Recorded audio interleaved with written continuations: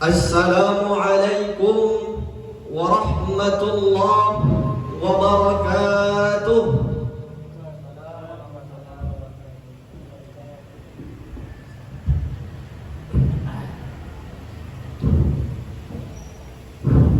Alhamdulillahilladzi arsala rasulahu bil huda wa dinil haqq liyudhhirahu 'alad dini kulli walau karihal musyrikun.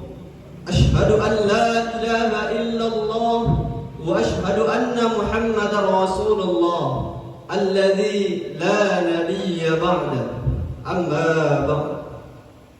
Fa ya ibadallah, usikum bi nafsi wa iyaya bi taqwallah faqad fazal muttaqun. Qala Allah ta'ala fil Qur'anil Karim wa huwa asdaqul qailin. A'udzu billahi minasy syaithanir rajim. Bismillahir rahmanir rahim. Ya ayyuhalladzina amanu taqullaha haqqa tuqatih wa la tamutunna illa wa antum muslimun. Wa qala aidan fil ayatil ukhra A'udzu billahi minasy syaithanir rajim. Bismillahir rahmanir rahim. Kullu nafsin dha'iqatul maut. Shadaqallahul 'azim wa shadaqa rasuluhun nabiyyul karim. Wa nahnu 'ala dhalika minasy syahidin wasyakirin. Walhamdulillahi rabbil alamin. Ma'asyiral muslimin, sidang jamaah Jumat rahimani wa rahimakumullah. Puji syukur mari kita panjatkan kehadirat Allah Subhanahu wa taala, yang mana Allah Subhanahu wa taala masih memberikan begitu banyak nikmatnya kepada kita. Allah Subhanahu wa taala masih memberikan kepada kita nikmat kesehatan, nikmat kesempatan, sehingga kita mampu untuk berkumpul di masjid yang kita cintai ini guna melaksanakan salat Jumat secara berjamaah. Kemudian salawat dan salam tidak lupa kita hadiahkan keharibaan junjungan alam. Siapa lagi kalau bukan Nabi besar Muhammad Rasulullah sallallahu alaihi wasallam, yang mana dengan memperbanyak salawat kepada beliau kita berharap mendapatkan syafaatnya fi yaumi la yanfa'u malun wa la banun illa man atallaha biqalbin salim. Hari di mana tak berguna lagi harta, tak berguna lagi anak, kecuali orang-orang yang datang dengan hati yang bersih. Ma'asyiral muslimin, sidang jamaah Jumat rahimani wa rahimakumullah. Imam Al-Ghazali pernah bertanya kepada murid-muridnya, "Wahai murid-muridku, apakah yang paling dekat dengan kita di dunia ini?" Kemudian murid-murid Imam Al-Ghazali ada yang menjawab, "Wahai guruku, yang paling dekat dengan kita di dunia ini adalah keluarga kita. Yang paling dekat dengan kita di dunia ini adalah keluarga kita. Yang paling dekat dengan kita di dunia ini adalah orang tua kita, guru kita dan sahabat-sahabat kita." Kemudian Imam Al-Ghazali mengatakan, "Betul, semua itu memang betul. Namun bukan itu yang aku maksud," kata Imam Al-Ghazali. Yang aku maksud adalah, kata Imam Al-Ghazali, yang paling dekat dengan kita di dunia ini adalah kematian. Allah Subhanahu wa taala berfirman, A'udzu billahi minasy syaithanir rajim. Bismillahirrahmanirrahim. Kullu nafsin dha'iqatul maut.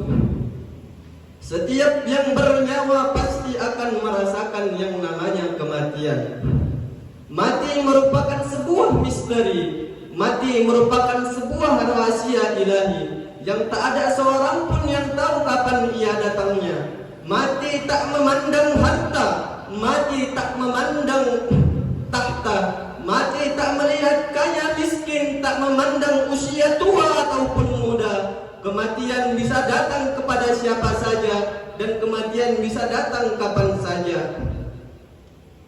Walikulli ummatin ajal, fa idza jaa ajaluhum la yasta'khiruna sa'atan wa la yastaqdimun. umat itu memiliki ajal atau batas waktunya masing-masing.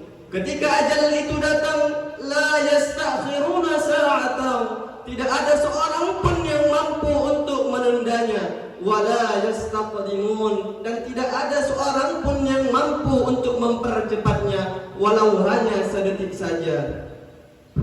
Yang jadi pertanyaannya adalah, apakah kita sebagai umat manusia, sebagai umat Islam tentunya, apakah kita sudah memiliki bekal ketika kematian itu datang? Apakah ketika kematian itu datang kita sudah siap? Maka dari itu, mari bersama-sama untuk selalu mempersiapkan bekal kita menunggu kematian itu tiba. Kemudian Imam Al-Ghazali bertanya kembali kepada murid-muridnya, wahai murid-muridku, kata Imam Al-Ghazali, apakah yang paling jauh dengan kita di dunia ini? Kemudian murid-murid Imam Al-Ghazali menjawab, yang paling jauh dengan kita di dunia ini adalah negeri Cina. Yang paling jauh dengan kita di dunia ini adalah bulan dan bintang. Kemudian Imam Al-Ghazali menjawab, betul, semua itu memang betul, namun bukan itu yang aku maksud, kata Imam Al-Ghazali. Yang aku maksud adalah yang paling jauh dengan kita di dunia ini adalah masa lalu, kata Imam Al-Ghazali. Karena dengan cara apapun tidak akan ada orang yang mampu untuk kembali ke masa lalu. Maka dari itu, kita sebagai umat Islam, umat Muslim, kita harus mempergunakan waktu dengan sebaik-baiknya. Pepatah mengatakan harta yang paling berharga adalah waktu. Emas bisa dicari, uang bisa dicari, namun waktu kemana akan kembali? Pepatah Inggris pernah mengatakan, time is money, waktu adalah uang. Kemudian pepatah Arab pernah mengatakan, al-waktu kasayf, waktu bagaikan pedang. Ketika pedang diberikan kepada seseorang yang memang ahli dalam menggunakan pedang, maka pedang itu akan mampu melindungi dirinya dan orang-orang di sekitarnya. Namun ketika pedang itu diberikan kepada orang yang tak mampu untuk menggunakan pedang, ketika pedang itu diberikan kepada anak kecil, bukannya pedang itu melindungi dirinya, namun malah pedang itu yang akan melukai dirinya sendiri. Ma'asyiral muslimin, sidang jamaah Jumat rahimani wa rahimakumullah. Kemudian Imam Al-Ghazali bertanya kembali kepada murid-muridnya, apakah yang paling besar di dunia ini? Kemudian murid-murid Imam Al-Ghazali pun menjawab, yang paling besar di dunia ini adalah bulan, yang paling besar di dunia ini adalah matahari dan bumi. Kemudian Imam Al-Ghazali menjawab, betul, semua itu memang betul, namun bukan itu yang aku maksud, kata Imam Al-Ghazali. Yang aku maksud adalah yang paling besar di dunia ini adalah hawa nafsu. Allah Subhanahu wa taala berfirman, a'udzu billahi minasy syaithanir rajim. Wa laqad zara'na li jahannam katsiran minal jinni wal ins. Sesungguhnya kami mengisi neraka jahanam itu kebanyakan dari kalangan jin dan manusia. Lahum qulubun la yafqahuna biha. Mereka memiliki hati namun tidak dipergunakan untuk memahami ayat-ayat Allah. Lahum alanun la yasma'una biha. Mereka memiliki telinga namun tidak dipergunakan untuk mendengarkan hal-hal yang baik. Mereka memiliki telinga namun tidak dipergunakan untuk mendengarkan ayat-ayat Allah Subhanahu wa taala. Walahum a'yunun la yubsiruna biha. Mereka diberikan mata untuk melihat, namun mereka tidak menggunakan mata itu untuk melihat tanda-tanda kebesaran Allah Subhanahu wa taala. Mereka malah menggunakan mata itu untuk memandang hal-hal yang diharamkan oleh Allah Subhanahu wa taala. Ulaika kal an'am, kata Allah, mereka itu bagaikan hewan ternak, bal hum adall, bahkan mereka lebih hina daripada binatang ternak itu sendiri. Ma'asyiral muslimin, sidang jamaah Jumat rahimani wa rahimakumullah. Kunci dari kehidupan manusia adalah ketika dia mampu untuk mengendalikan hawa nafsunya. Ketika dia mampu untuk mengendalikan hawa nafsunya, insya Allah dia akan selamat dunia dan akhirat. Namun ketika seorang hamba tak mampu untuk mengendalikan hawa nafsunya, dia mengikuti keinginan hawa nafsunya, menuju kepada hal-hal kemaksiatan, menuju kepada hal-hal kemungkaran, maka bersiaplah dia akan merugi di dunia apalagi di akhirat. Ma'asyiral muslimin, sidang jamaah Jumat rahimani wa rahimakumullah. Kemudian Imam Al-Ghazali bertanya kembali kepada murid-muridnya, "Wahai murid-muridku, apakah yang paling berat di dunia ini?" Kemudian murid-murid Imam Al-Ghazali pun menjawab, "Yang paling berat di dunia ini adalah batu yang besar. Yang paling berat di dunia ini adalah sesuatu yang sangat besar." Kemudian Imam Al-Ghazali menjawab, "Betul, semua itu memang betul. Namun bukan itu yang aku maksud," kata Imam Al-Ghazali. "Yang aku maksud adalah yang paling berat di dunia ini yaitu adalah amanah," kata Imam Al-Ghazali. Allah Subhanahu wa taala berfirman, "A'udzu billahi minasy syaithanir rajim. Wa laqad 'aradna al-amanata 'ala as-samawati wal-ard wal-jibal fa'athqaynahum." Ketika Allah Subhanahu wa taala mengemukakan, menawarkan amanah ini untuk dipikul oleh langit, untuk dipikul oleh bumi, dan ditawarkan pula kepada gunung-gunung, namun mereka menolaknya karena mereka takut untuk mengkhianatinya. Namun ketika amanah itu ditawarkan kepada manusia, fahamalnahu, manusia itu dengan sombong dan angkuhnya menerima. Tanpa basa-basi, manusia ketika ditawarkan oleh Allah Subhanahu wa taala untuk memikul amanah itu sendiri, manusia langsung menerimanya tanpa ada basa-basi. Innahu kana zaliman jahula, kata Allah. Sesungguhnya manusia itu zalim lagi bodoh. Sedangkan ketika ditawarkan kepada langit, bumi dan gunung-gunung sesuatu yang begitu besarnya, mereka menolak amanah itu saking beratnya. Namun manusia dengan sombongnya menerimanya.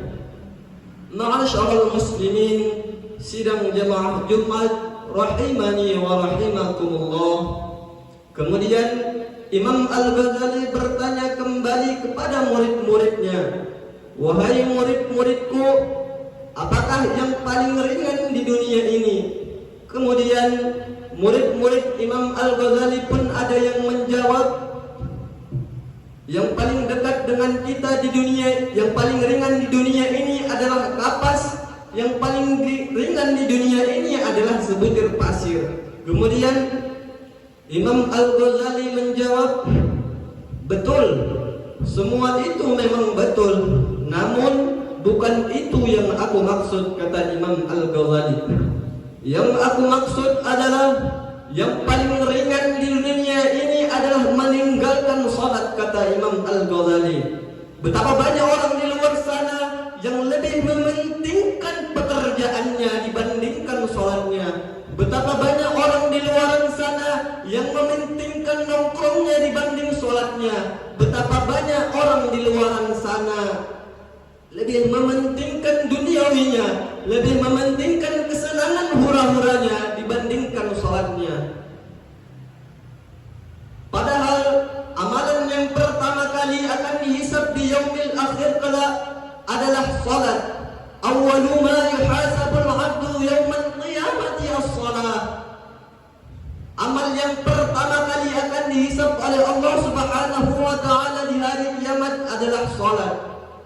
Namun masih banyak di antara kita umat muslim yang meninggalkan salat dengan sengaja.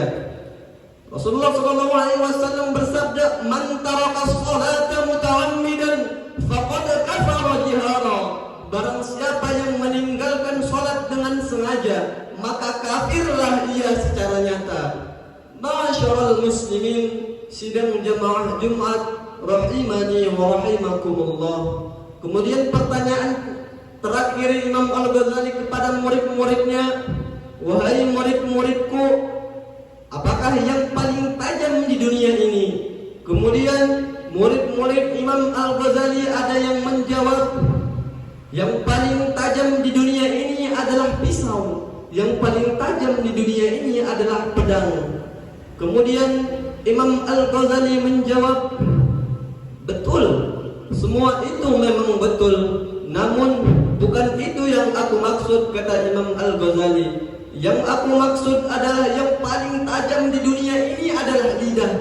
Karena lidah tak bertulang mampu melukai ratusan orang hanya dengan satu kata. Lidah yang tak bertulang mampu memecah belah. Lidah yang tak bertulang mampu menghancurkan suatu perkumpulan." Pepatah pernah mengatakan, lidahmu adalah harimaumu. Karena begitu tajamnya lidah ini, hanya dengan kata-kata tanpa menyentuh orang bisa bermusuhan, tanpa menyentuh orang bisa bertengkar, tanpa menyentuh orang bisa saling bunuh-bunuhan. Ma'asyiral muslimin, sidang jamaah Jumat rahimakumullah. Maka dari itu, sebagai umat muslim, sebagai umat Nabi Muhammad Rasulullah sallallahu alaihi wasallam, mari kita sama-sama untuk menjaga lisan kita. Kita sama-sama untuk tidak berkata-kata yang menyakiti hati orang lain. Ma'asyiral muslimin, sidang jamaah Jumat rahimani wa rahimakumullah. Mungkin hanya sekian khutbah yang dapat khatib sampaikan. Mudah-mudahan bermanfaat bagi diri khatib pribadi dan bagi hadirin sidang jamaah Jumat rahimani wa rahimakumullah. Barakallahu li wa lakum fil Qur'anil azim wa nafa'ani wa iyyakum bima fihi minal ayati wa dzikril hakim. Wa taqabbalallahu minni wa minkum tilawatahu innahu huwal ghafurur rahim.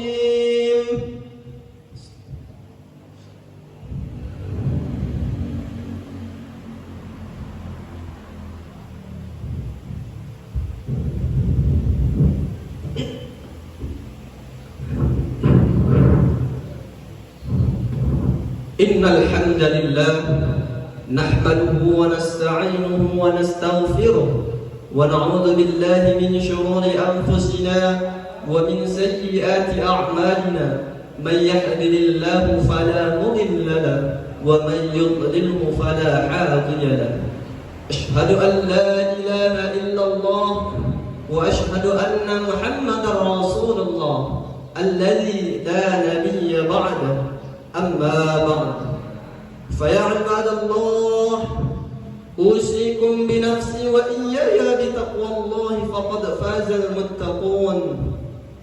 قال الله تعالى في القرآن الكريم وهو أصدق القائلين: أعوذ بالله من الشيطان الرجيم بسم الله الرحمن الرحيم والعصر إن الإنسان لفي خسر إلا الذين آمنوا وعملوا الصالحات وتواصوا بالحق وتواصوا بالصبر.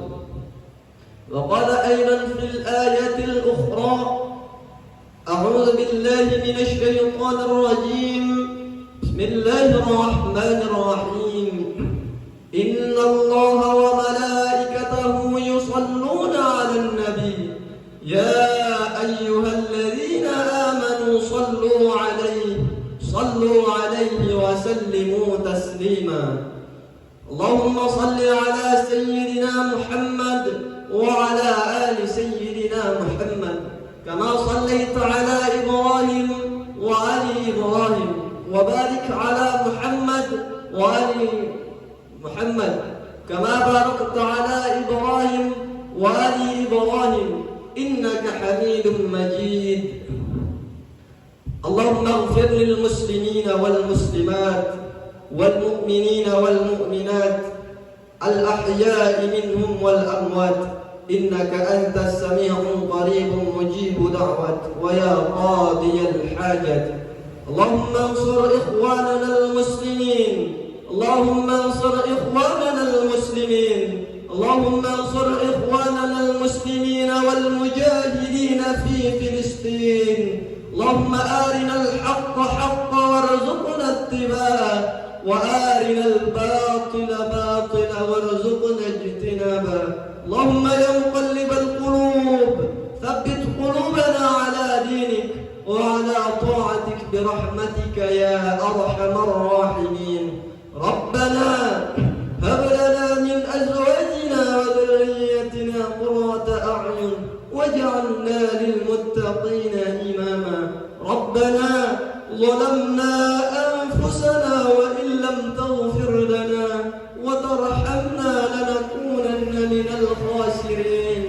ربنا آتنا في الدنيا حسنة وفي الآخرة حسنة وقنا عذاب النار.